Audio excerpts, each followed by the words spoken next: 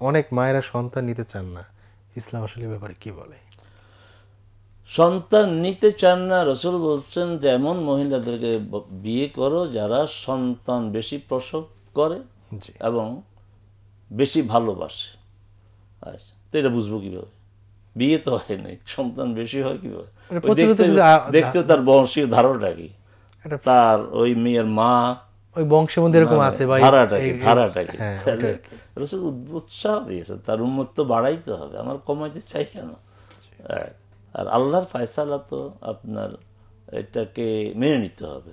নিশ্চয়ই। আল্লাহ সুরাতে 49-50 আল্লাহ যাকে চান কন্যা সন্তান দেন, এই কন্যারা তো গর্বিত যে কন্যা দিয়ে আল্লাহ শুরু করেছেন। জি। যাকে চান ছেলে দেন, যাকে চান আউ ইউজাউজুকুরাও না ওয়াইনাসা, ছেলে মেয়ে দুইটা দেন।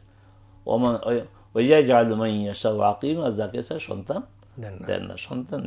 এখন যদি যৌক্তিক কোনো কারণ থাকে স্বাস্থ্যগত, তাকে যদি তার ডাক্তার বলে যে না আপনি ঝুঁকিতে আছেন, সন্তান নেওয়া আপনার ঠিক হবে না, সেই ক্ষেত্রে সন্তান যিনি যদি নিতে না চান নিতে পারবেন। অন্যথায় সন্তান না নেওয়ার প্রবণতা এটা শরিয়া অনুমোদন করে না। করে না।